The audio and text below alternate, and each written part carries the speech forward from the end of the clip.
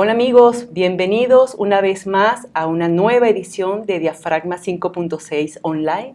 Los saluda Mónica Pupo y en esta oportunidad estoy acompañada de Eugenio Oppis, con vasta experiencia y trayectoria en la fotografía venezolana, ampliamente reconocido por su habilidad para capturar la esencia de paisajes, la naturaleza y retratos. Explora la fotografía documental artística desde 1972, tal como se detalla en su sitio web personal. Su maestría en la creación de imágenes, tanto en color como en blanco y negro, le ha merecido numerosos premios y reconocimientos y distinciones. Además, su trabajo ha sido presentado en exposiciones, tanto colectivas como individuales, a nivel nacional e internacional. Su Instagram es oppisfoto, como su apellido, para que lo puedan seguir. Y también quiero traerles una referencia porque Oppis estuvo con nosotros en el año 2021 durante la pandemia. Correcto. Así que en nuestra base de datos de Diafragma 5.6 Online, o sea, en YouTube, pueden encontrar la entrevista que realizamos precisamente el 6 de marzo de 2021. Gracias, Eugenio, por esta oportunidad nuevamente y en persona. Bueno, muchas gracias a ti, Mónica, y quería hacer una aclaratoria para ti, que has hecho una gran labor Gracias, y me encanta lo que haces. gracias. Es mutuo. Tú sabes que yo te Sí, admiro muchísimo. La fotografía de Eugenio es poesía visual. Para mí es sí, arte. Y bueno, para eso está este espacio, para que podamos conversar y mostrar el trabajo de los fotógrafos. muy bien, sí, me alegro que hagas eso. Eugenio, recientemente me encontré con una reflexión de un escritor chileno, él se llama Alberto Fuguet, y él dijo: hoy la rebeldía es leer, ser más análogo, callar y no buscar likes. Esta idea me lleva a preguntarte, en un mundo tan saturado por los avances tecnológicos, la omnipresencia de la inteligencia artificial, ¿cree que aún es posible mantenerse analógico? Me interesa especialmente, y siendo usted un referente para muchos fotógrafos como el mejor revelador y copista de Caracas, cuando dirigía el estudio fotográfico Laboratorio Tono Continuo, que después evolucionó y se convirtió en Corporación Imagen 96, 96. sí. El mundo analógico y el mundo digital, lo digital nos permite nosotros nos abre más puertas, más oportunidades, pero a la vez también la mayoría de la gente o la gente que no está muy metida en el medio cree que eso es apretar un botón nada más, ¿no? O sea, y también porque ahorita todo el mundo tiene más acceso a hacer una imagen, ¿no? Sea buena o mala, igual, ¿no? Y en lo analógico era más cerrado el medio, porque no todo el mundo tenía la capacidad o la disponibilidad económica para hacer igual cantidad de fotos como si fuera digitalmente. Pero yo creo que ambas cosas hoy se unen, porque el que hizo mucho tiempo fotografía analógica puede usarlo digitalmente también, ¿no? Escaneando. Y hay programas fabulosos que inclusive se pueden mejorar las imágenes. Entonces lo digital siempre siempre va a ser una herramienta adicional Sí. en la fotografía. Pero acaba de dar una definición bien interesante, que bueno, que ahora todo el mundo hace imágenes. Y si nos vamos al concepto realmente de la fotografía, según lo que dice también Alberto, el escritor chileno, hay que ser más análogo, porque es que los avances tecnológicos nos llevan a la inmediatez, al apuro, a no pensar la imagen. Eso es verdad, pero yo sigo trato de seguir haciendo las tomas digitales como si fuera analógico. Lo pienso, veo la iluminación, veo la luz, no tiro la foto por tirar la foto, ¿no? Por hacerla. Ok, Entonces, depende del concepto de cada algo quien. relativo. Sí, eso yo creo que es relativo.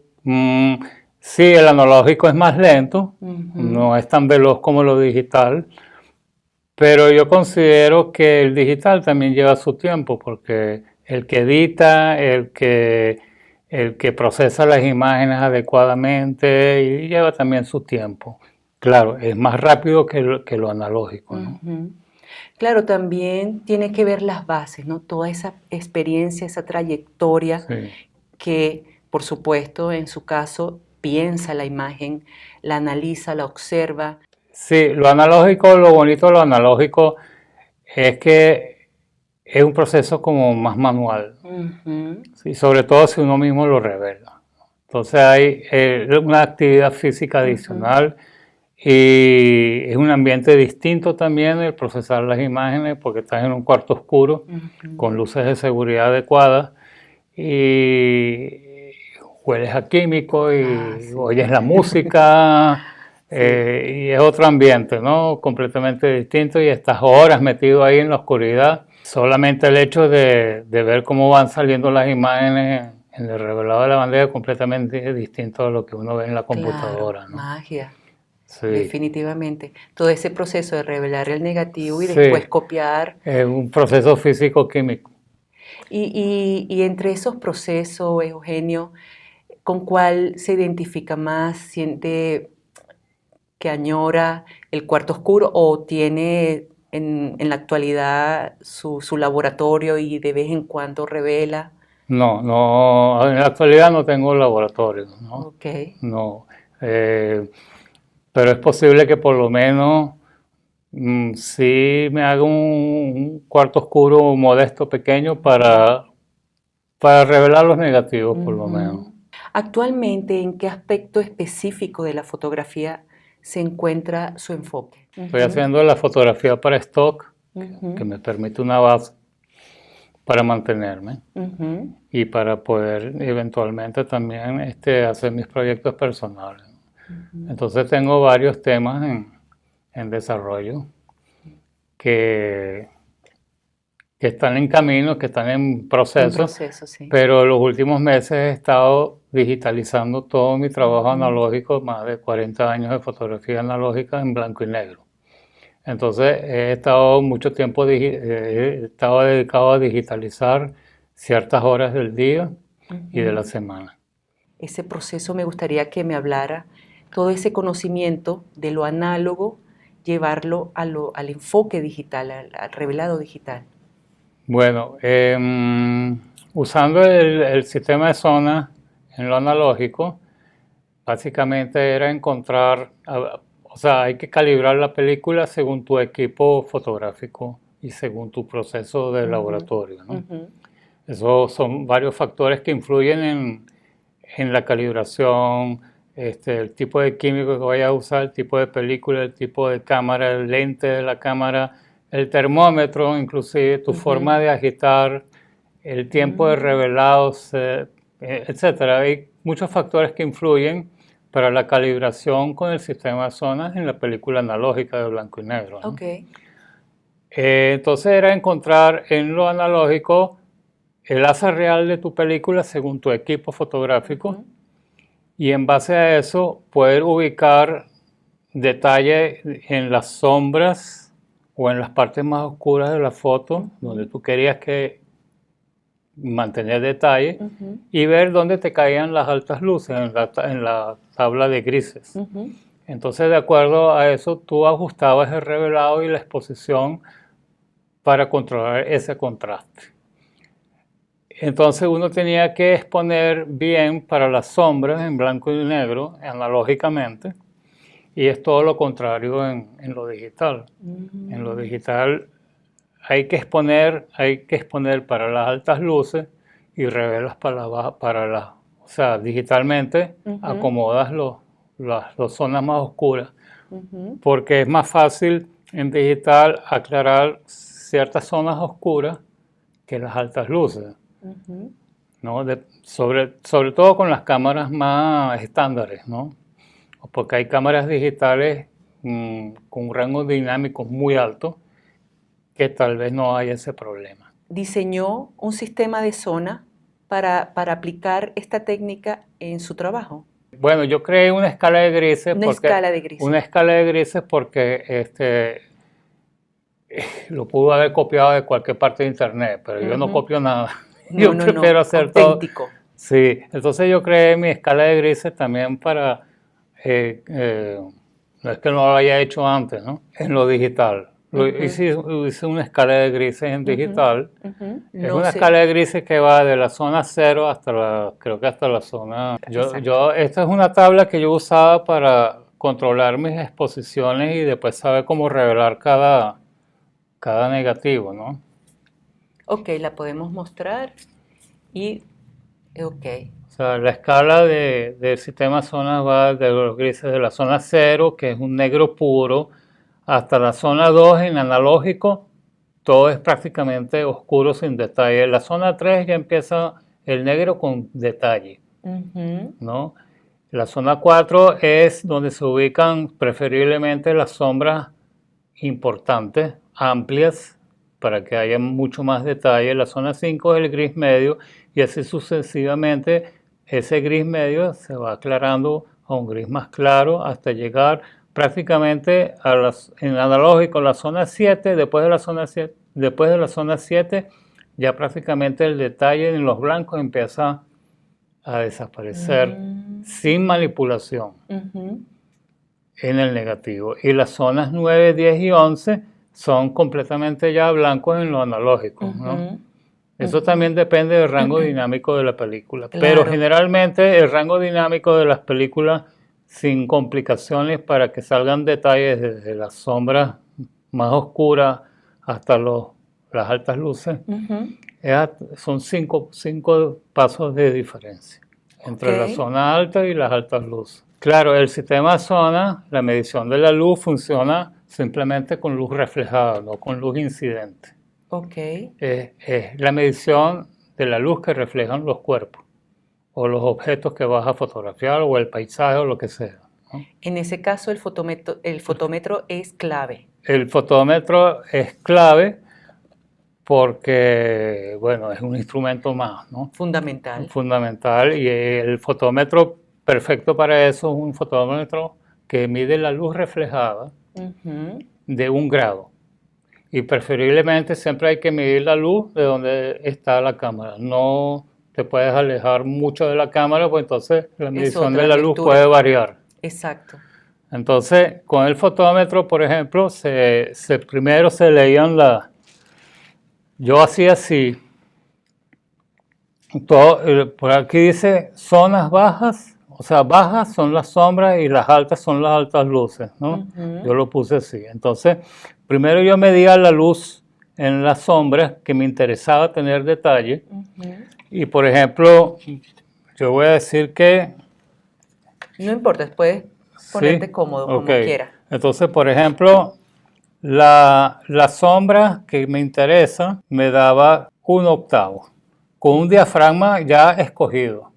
O sea, el fotómetro en las sombras me medía 1/4, por ejemplo, con 22 de diafragma. ¿No? Como podemos ver en este fotómetro, me daba un valor. Yo mido aquí la sombra así, me da 5, número 5. Entonces aquí está la escala, pongo 5 y aquí en este caso me da con 22 diafragmas 15 segundos. Pero vamos a suponer que en exteriores, en la vida real, no te va a dar un número tan bajo, ¿no? Claro. Entonces te da 1/8 con 22 en las sombras y las altas luces, mido la escena donde hay mayor reflejo de luz, me daba, por ejemplo, un 125avo con 22. Entonces, para ubicar esta lectura, porque acuérdense que todos los fotómetros miden gris neutro. Entonces yo tengo que hacer ahorita, ¿cómo lo explico? El balance entre las altas luces y las bajas luces. Entonces, cada paso de esto, cada zona es un diafragma de diferencia. Entonces, 1/8 se convierte en un 15avo y la zona 3 caería en un 30avo de segundo. Y aquí es lo contrario. Aquí va un 15avo, un 30avo ahí me quedaba en la zona 6. Bueno, en este caso me quedaban las altas luces en la zona 6. O sea, por ejemplo, una nube o algo. Entonces, yo tenía que decir, bueno, si yo, en la zona 6 apenas es un gris muy claro, ¿no? Pero, por ejemplo, el valor de la alta luz yo lo quiero en la zona 7, entonces yo exponía un 30 con 22 y daba un revelado de n más 1. Entonces ponía aquí n más 1, que era un factor determinado a raíz de la calibración de mi material fotográfico. Y si llevamos esto que nos está explicando y vemos las fotografías, por ejemplo, de las que nos envió, ¿en cuáles de estas estaría esa técnica aplicada? No sé si estaría Bueno, yo creo que en la cafetera. En la cafetera, en esta. Sí, porque es una luz de ambiente baja y el rango era muy bajo entre las dos. Entonces esto necesitó más contraste, el negativo necesitaba más contraste. Entonces, porque la alta luz aquí, por ejemplo, de este lado de la cafetera, caía en la zona 6 o 5 con respecto a lo más oscuro de la foto. Fíjense que aquí hay detalle en las partes oscuras. En la parte de abajo, exacto. En las partes de abajo hay detalle, o sea que no es un negro puro sin detalle, pero las altas luces me caían en una zona hasta 5 o 6, no me acuerdo exactamente. Entonces sí me acuerdo que esto es un motivo en que había que aumentar el contraste en el negativo. Ok. De tal manera, es que lo que sucede es que cuando uno calibra todo el material, ¿no? Uno ya tiene su tiempo inclusive de exposición en la ampliadora. Ok. Entonces, de acuerdo al sistema de zona, yo metía ese negativo y me daba yo lo que yo visualicé, sin hacer ninguna alteración, modificación o cambiar el contraste del papel, a menos que uno después decida que yo quiero más contraste, entonces sí, uno usaba un papel más contrastado, ¿no? Pero generalmente la idea del sistema de zona es controlar el contraste, es visualizar lo que tú quieres como contraste. Y todo mi trabajo de paisaje y otros temas que desarrollé, los hice con ese concepto, con esta técnica, para yo tener los resultados que yo quería, inclusive antes de tomar la fotografía. Y cuando llevas todo ese proceso análogo a lo digital, ¿se altera algo? Un pellizco de todo este proceso de calibración. No sé y lo si que me hay que explico. tener cuidado es con las altas luces en lo digital. Ok. Porque, por ejemplo, si uno expone correctamente para las altas luces, no le quedan blancos, porque el blanco sin detalle en lo digital no lo recupera. O sea, no lo recupera de una forma amena visualmente. Es algo muy duro, muy sin Sí, textura, se puede plano. meter, puedes hasta destruir la foto La imagen, prácticamente, sí. ¿no? Y las partes oscuras en lo digital, yo, por lo menos, eso es mi experiencia, pues que yo en las sombras yo recupero más fácilmente las partes más oscuras de la foto, como un ejemplo que te mandé. Bueno, por ejemplo, vamos a suponer, aquí en las zonas de playa, los rangos de contraste son muy altos, ¿no? Porque, por ejemplo, donde está esta que se llama Boca de Mal Tiempo, por ejemplo, la zona más oscura de la escena aquí eran estas rocas que no le pegaban luz, sino algunas, ¿no? Y estaba la ola reventando que caía en una zona, en la zona 9, 10 casi. Entonces, yo quería que no me saliera un mazacote negro aquí en las rocas, pero que también tuviera detalle en los blancos. Entonces era más fácil exponer para la sombra, ¿no? Correctamente, ubicándolo en la zona 3, y revelar para las altas luces. Ok. ¿No? De tal manera que yo lo que hacía en el negativo era disminuir el contraste. Entiendo. Pero para eso, para poder hacerlo, para que te resulte matemáticamente correcto, tú tienes que calibrar todo eso. Wow. Tu película con tu forma de revelado, con tus químicos, con el lente que usabas y todo. Inclusive, o sea, es todo un sistema. Sí. Si tú calibrabas todo el material fotográfico con el mismo lote de emulsión, tenía que ser el mismo lote de fabricación de la película, no podía tener otro tipo de emulsión en la misma película, porque podía haber variaciones hasta de medio y hasta de un diafragma algunas veces. Sí. Y si tú calibrabas todo eso y se te rompía el termómetro con que calibrabas, todo, no hay ni termómetro, Todo a se menos que alteraba. sea muy costoso el termómetro. Sí. Electrónico o algo así, que sí tienen una medición muy exacta, pero los de mercurio, siempre todos tienen variaciones de hasta 3 décimas y hasta medio grado. No todos miden igual. Wow. Entonces ya la calibración se te iba para el diablo Sí. si se te rompía el termómetro o si cambiabas algún químico, ya no podías aplicar el sistema de zonas con la misma exactitud, ¿no? Vamos a hacer una pausa en el sentido, vamos a retroceder un poquitito, mucho antes de cuando estaba a cargo del estudio fotográfico.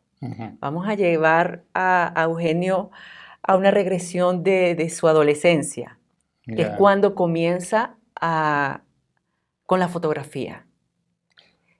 Más o menos a 10, 12 años, ¿no? Sí. Gracias a su papá, que también fue fotógrafo. Sí. Y que hizo muchas... Háblame un poquito sobre eso, por favor. Que también hizo fotografías aquí de Caracas. Bueno, yo siempre estuve desde mi infancia rodeado de la fotografía de una manera indirecta y después directamente. Todo empezó, mis padres son de origen húngaro y nosotros frecuentábamos la casa húngara y mis padres tenían un amigo que hacía la fotografía de los eventos sociales, por cierto, con una Rolleiflex, sí, y con su flash y todo, ¿no? De bombillos esos que se quemaban. Sí, que lo cambiabas.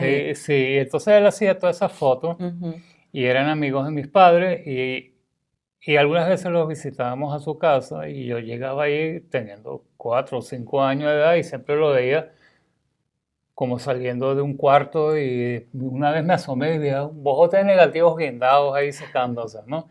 Y ya eso me marcó un poco, ¿no? Entonces, después también en la familia, el hermano de mi papá se dedicó, él era comerciante y empezó a vender rollitos de película, ¿no? Él después se convirtió en un foto profesional. Wow. Qué bien. Y también empezó vendiendo rollitos y después importó cámara y fue representante de la Nikon, de la Linhof y bueno, hizo un aporte a la fotografía en aquellos tiempos, ¿no? Sí, ¿y de qué Mi fecha padre, estamos hablando, más o menos? no, son de los años... 40, 50. No, de los años 60, 64, 62, por ahí. Wow. Sí. Bueno, puede ser que ellos empezaron antes, pero yo nací en el 58. Ya. Entonces, me acuerdo que en el 64 ya él empezó con una tiendita vendiendo rollos, donde vivíamos en la misma casa. Sí. Y esto mi papá, ya para aquel entonces, ya él había abandonado la fotografía. Se conoció a un industrial, porque como hacía fotos industriales, conoció a un industrial y le llamó la atención mucho más la industria del plástico por electrofusión. Y entonces mi papá se dedicó prácticamente a la fábrica de la industria del plástico, pero por electrofusión. O sea, no producía pitillos ni llaveritos de plástico ni nada de eso, sino carpetas, agendas, estuches para los lentes y cantidad de cosas y todo. Y se dedicó a eso. Pero él siempre le quedó gustando la fotografía y como a mí me dio interés con la fotografía, entonces me regaló este libro. Háblame de este libro, que también tiene una carta de Sí, su padre que bueno, está... mis padres se divorciaron cuando yo tenía una edad de 7 años Ujú. y él me fue a visitarme varias veces, pero en esa oportunidad, cerca de mi cumpleaños, bueno, esta carta es del 14 de abril del 71. Wow, Entonces, qué lindo. él dice que en esa carta prácticamente me dice que, bueno, te dejo este libro porque no te quise despertar, porque me tuve que ir muy temprano en la mañana porque les salía, Sí, tenía que trabajar o viajar. sí, pero yo estaba en el Tigre. Él Ay, vino de Caracas hasta el Tigre, hasta el campo petrolero donde estábamos yo con mi ujú, mamá. Y me dejó este libro. Entonces yo le dije a mi mamá a raíz de este libro que por qué no hacemos un cuarto oscuro, en un cuarto que había ahí. teniendo 7, 10 años. Sí, Ok, sí, sí. No, tenía ya en esa época, en el 71 creo que tenía 12. ok. Entonces, pero mi mamá no estaba en capacidad de financiarme eso. Ujú. Y bueno, lo dejé así. Pero, ¿qué sintió, si recuerda, Ajá. cuando su papá le regala este libro, No lo me, leyó completo, le fascinó o bueno, tanto así que pidió un cuarto oscuro? sí, bueno, me llamó la atención porque a raíz de que yo veía a ese señor revelando, como conté antes, y llegaba a los Exacto. negativos.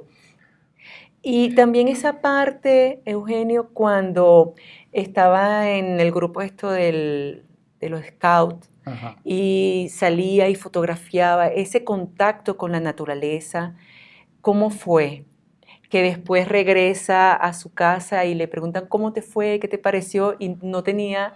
Bueno, eso fue la época que todavía no tenía una cámara propia, ¿no? Ujú. Y entonces, bueno, a raíz de eso, que como siempre me preguntaba mi papá que cómo estuvo el sitio, el paisaje, bueno, yo no tengo cámara, chico. Si me Entonces, dice, si me das la cámara, te digo sí, cómo. entonces, bueno, él me regaló una Bronica usada Ujú. con un lente que inclusive tenía un problema mecánico que, bueno, que lo resolví después, ¿no? Ok, Pero nueva no era la cámara, era ok, de segunda mano de la tienda de su hermano, pues, de mi tío, pues. ok. Entonces, bueno, con esa cámara empecé a hacer fotos y a revelar mis rollitos de blanco y negro con un amigo que tenía en bachillerato, sí, en segundo año y tercer año de bachillerato. Que esa imagen que la que estamos realizando comunique lo que tenemos adentro, Bueno, nuestros pensamientos. sí, ¿Cómo se puede lograr? bueno, en el caso del paisaje, Ujú, eh, estar muy claro qué es lo que uno quiere retratar o sea, inmortalizar o documentar ujú, del sitio que uno visita, ¿no? Después está, influye la luz, el estudio de tal vez de varios días o varias horas estando en el sitio y sentir qué es lo que tú te quieres llevar del sitio en foto, ¿no? ujú. Para que la otra persona le impacte. Porque cualquiera puede llegar a un sitio y empezar a tirar fotos de todo, ¿no? Ujú, Pero no dicen nada. Entonces uno tratar de conocer el sitio primero, ujú. esperar la luz adecuada. Algunas veces la luz está muy buena y uno aprovecha el momento, pero algunas veces no. Y aplicar la técnica que uno conoce para que la imagen tenga cierta fuerza y impacto. Para usted, ¿cuál es la luz adecuada aquí en Caracas? La De, ideal para fotografiar. La naturaleza en este caso. en Venezuela, bueno, o es muy temprano en la mañana o Ujú, ya hacia las 4:30 de la tarde en adelante, ciertas ujú. horas del día. En el trópico siempre tenemos menos tiempo para aprovechar las horas de la tarde que en los países del norte, en donde el tiempo es más largo. Ujú. Los atardeceres son larguísimos hasta que Sí, oscurezca. eso sí es Entonces, verdad. uno tiene como más tiempo en esos países de estudiar más la luz y que hace más tiempo en el sitio. Aquí tienes que, por ejemplo, el caso del Ávila, pues. Ujú, La mejor época del Ávila es entre noviembre a enero, ujú. ¿no? Que tiene una luz muy bella, sobre todo en la tarde. que uno puede disponer, por ejemplo, para detalles como relieves, texturas, lo ideal depende de la textura, ¿no? Mm, pero generalmente lo mejor es para que esa textura levante, es que hay un buen sol y rasante, por lo menos, ¿no? No directo, sino de cierto ángulo para que levante volumen las texturas. Algunas texturas hasta dan mejor sin luz, porque, o sea, con luz pero no directo, una luz difusa, indirecta, que no le pegue el sol directo, pero uno aumenta el contraste con esta técnica que expliqué antes, ¿no? En este caso, en la que estamos observando, que me encanta, la fotografía del ojo. Ajá. Esto es, ¿qué es en realidad? Eso en realidad es un tronco de una palmera. Ok. De una palmera de jardín. Del jardín de su casa. No, no, era de otro sitio. No digo del jardín de su casa porque sé que en pandemia ese era su entorno. Sí, en pandemia ahí me dediqué un tiempo a hacer fotografía del jardín y cada vez que uno bajaba pues veía siempre cosas distintas.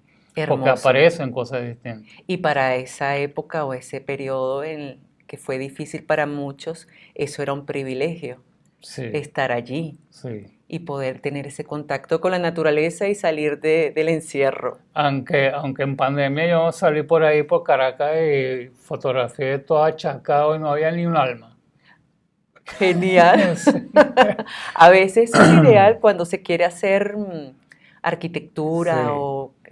por ejemplo, disculpa que te interrumpa. No, adelante, por ejemplo, favor. En esta foto es una macrofotografía bastante cercana al motivo, sin luz directa, y una luz difusa, pero con un contraste aumentado.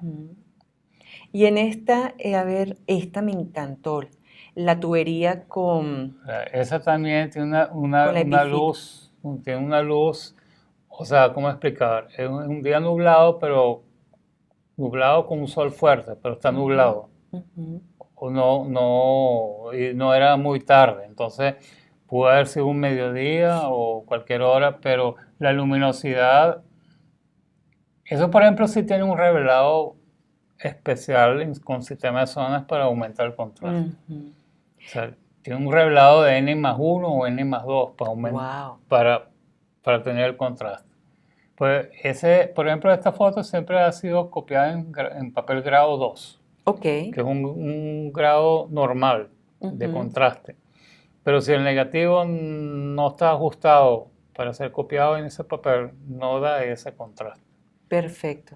No, pero es que a mí me parece una cuestión tan hermosa porque podemos sentir lo frío de ese metal, de ese tubo, la textura de la madera. Lo podemos sentir y lo que es lo sutil, ¿no? De lo que es la planta, lo que es la vida en sí. Por cierto, eso estaba tal cual así.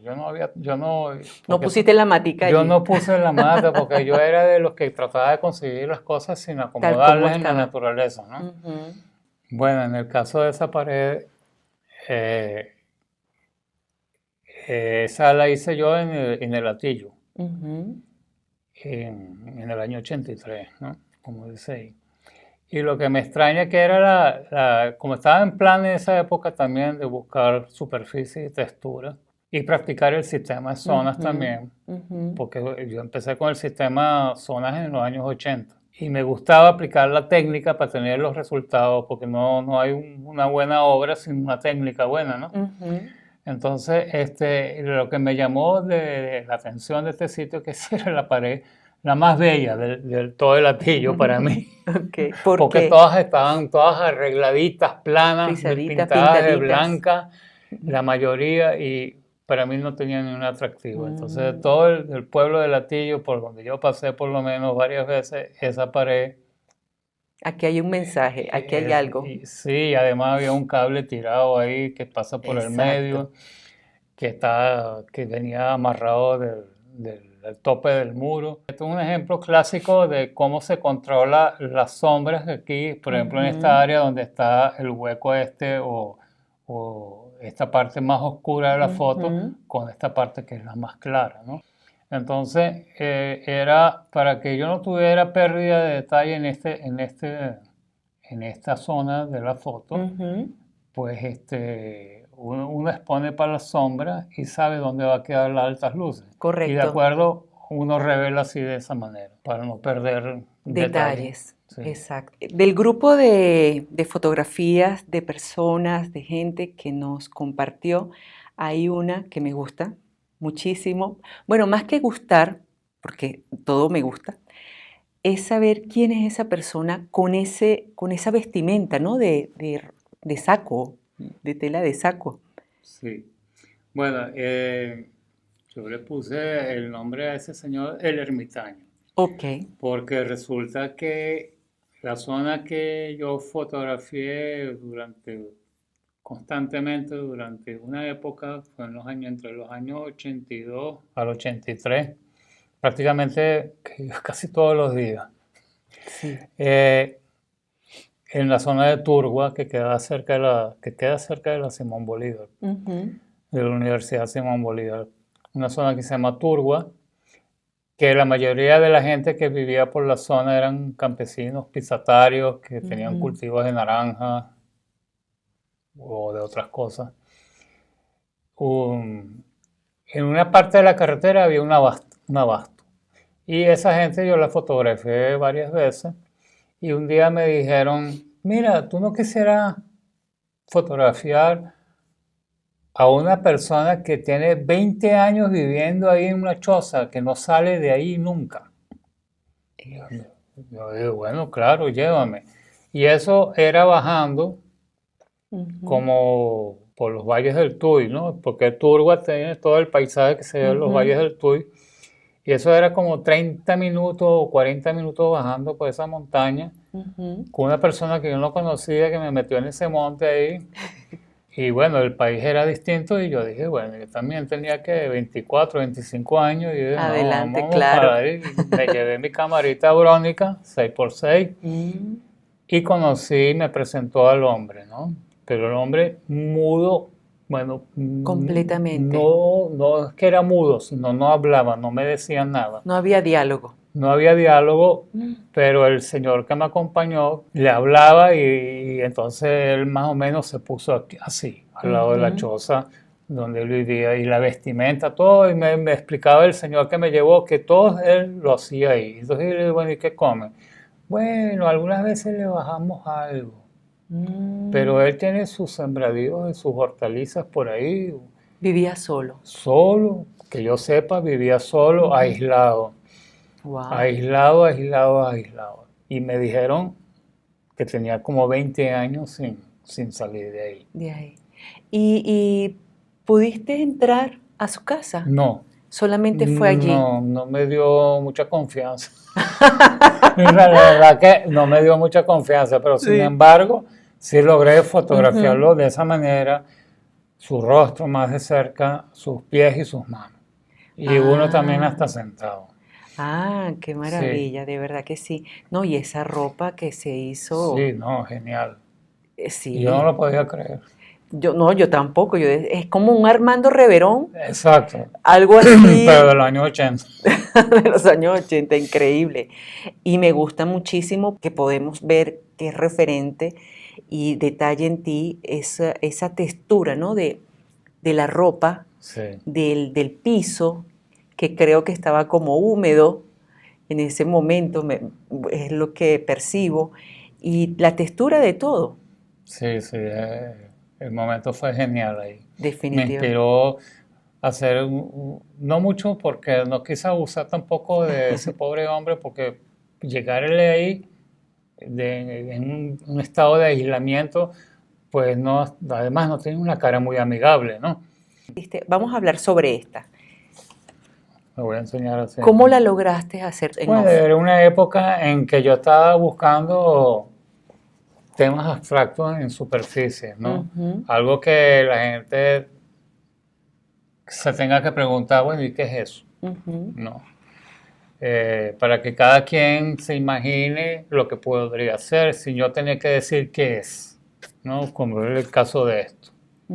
¿Qué crees tú que es esto? Te pregunto yo a ti. Sí, bueno, ahí voy. Yo pienso que debe ser como la corteza de un árbol.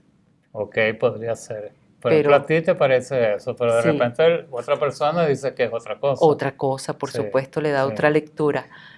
No, ¿no te parece como si también fuera una foto aérea? Sí, por supuesto que me parece que...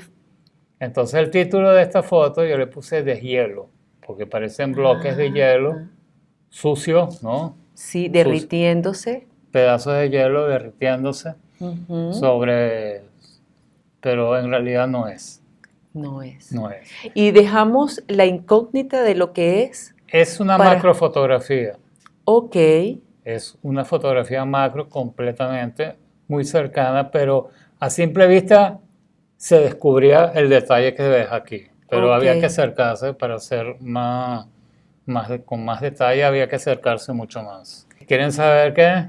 Ah, bueno, claro, porque imagínate. Es plástico, No, ¿en serio? es un Sí, vinil completamente destrozado. porque es fotografía macro, por Sí, supuesto. Pero mira, a mí me da la sensación de esa corteza de ese árbol que se está como, podría ser un árbol, sí, sí, pero no sí, es. lo que es la perspectiva, ¿no? Sí. Entonces, esto por eso lo llamo abstracto, porque en realidad no se sabe qué, uno se lo puede imaginar, cualquier cosa puede uno Sí. imaginarse de esto. Y esa es la clave, ¿no? Lo especial de la fotografía. Sí, que cada quien se imagina lo que puede hacer y, ay, pero qué interesante, o qué bonito, qué bien se ve, y qué sé yo, ¿no? Es interesante, Y es por supuesto. interesante y, Hace que uno cuestione todo exacto. la realidad. Y en este caso de esta que está aquí también, que aérea, No, esa parece como el, tampoco es aérea. pero da la No sensación, habían ¿no? drones, No no había habían, drones en ese no tiempo. habían en ese tiempo drones. Esa es otra superficie, esa es una superficie metálica Ujú. Ah, quemada, sí, sí. pero me da la sensación que es madera, créeme. No, es metal. Esto es como la pintura quemada, es Wow. No, pintura y que, también el blanco y negro, exacto. que yo veo que te interesa muchísimo el blanco y negro, que Eh, más que el color. es que el color, yo no digo que no sea artístico el color, ¿no? Ujú, Uno puede conseguir cosas muy interesantes en color también. Pero yo me identifico más con el blanco y negro porque creo que logro en blanco y negro comunicar un poco mejor que en color. ujú, El color me distrae ujú, y me parece, se lo asocio a lo comercial, ujú. ¿no? Vamos a hablar de esta otra, parece un lago y esos islotes, ¿no? Sí, Pero lo que da una perspectiva de profundidad increíble, ¿no? sí, Y la repetición de elementos. exacto. Cuéntame realmente sobre la historia detrás de esta imagen. Y esa es otra superficie más metálica. Qué increíble, porque mira, parece que estuviese pegando Por eso el la hice, brillo porque del siempre, sol en ese mar, en ese lago. sí, porque uno siempre, ya uno visualiza algo, como yo, me gusta mucho la naturaleza y he Ujú. visto fotos en colores de paisajes aéreos y qué sé yo, entonces todo esto me pareció como si inmerso en la naturaleza, en un paisaje, pero a lo que yo tenía acceso a retratar. Entonces, observando las texturas, me hacían recordar ciertos paisajes que ya tenía en mi mente siempre. Wow, Entonces, increíble. sí. Bueno, quiero recordarle a la audiencia lo importante que es, a diferencia del escritor chileno que mencionamos al Ujú. principio, nosotros sí necesitamos que le den like a esta conversación, a este encuentro con Eugenio Oppis, que su Instagram es Oppis Foto en español, para que lo sigan, y la cuenta de Instagram de Diafragma 5.6 Radio también, para que puedan seguir y ver todas las entrevistas que tenemos aquí para ustedes. Compartir, comentar, que también es importante, y para que YouTube siga difundiendo entrevistas como las que estamos realizando en esta oportunidad con Eugenio Oppis. Eugenio, antes de finalizar, quiero hablar dos cositas. Como- Que en el año 2000 usted fue galardonado con la segunda mención honorífica en fotografía documental y también recibió el premio del público al mejor trabajo en la primera Bienal de Fotografía de la Fundación Daniela Chapar. Me interesa mucho saber sobre esta experiencia con la fotografía enredadera, de la cual conversamos en esa entrevista que realizamos en el año 2021. Y en esa entrevista me comentaba que en un principio tenía una selección para presentar, una selección de fotografías para presentar a este concurso. Y usted buscó la opinión de su esposa. Correcto. Y ella pues le cambió todo. En parte, ¿no? No, pero manda esta, algo así, siendo la que ella sugirió ganadoras. ¿Cómo tomar eso de opiniones de otros en su trabajo? Bueno, eso siempre es bueno. Lo que sucede es que yo trato siempre de preguntarle a otras personas. En ese momento fue a mi esposa, que yo había impreso varias y ella le dijo, no mandes nada de eso, manda esto.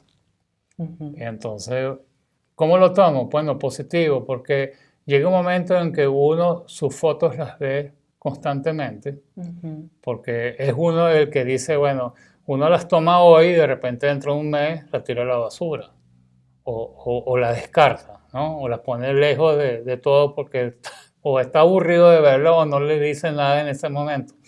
Entonces, yo de tanto haber siempre seguido las fotos, entonces prefiero que las vea otro para ver ¿Qué le comunica? ¿Qué le dice? ¿Qué detalles hay?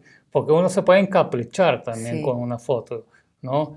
Y no dice nada en realidad.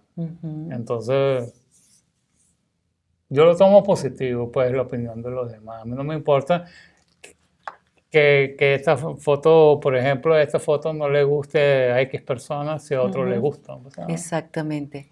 También he notado algo bien interesante en ese certificado que le entregaron. Y es la firma de la renombrada fotógrafa mexicana Graciela Iturbide. ¿Cómo fue esa interacción? ¿Hubo alguna interacción con ella? ¿Qué significó recibir un reconocimiento firmado por esta mujer tan destacada en el mundo de la fotografía? Bueno, realmente cuando me llamaron para decirme que fui seleccionado para la Bienal, fui a la sede de la Fundación Daniela Chapar en aquel entonces y ahí es donde conocí a Graciela. Tuvimos una conversación realmente breve, una persona muy ocupada de 15, 20 minutos y me felicitó por la calidad de mi trabajo en sí, por las fotos y por la calidad del copiado de las fotos en blanco y negro. Segundo premio en fotografía documental. Y por el público recibí, porque hubo una votación después en la Bienal por el público, y al final el público metía en un buzón los trabajos que más le gustaban y bueno, quedé de primer lugar. ¡Wow! ¡Qué maravilla! Sí.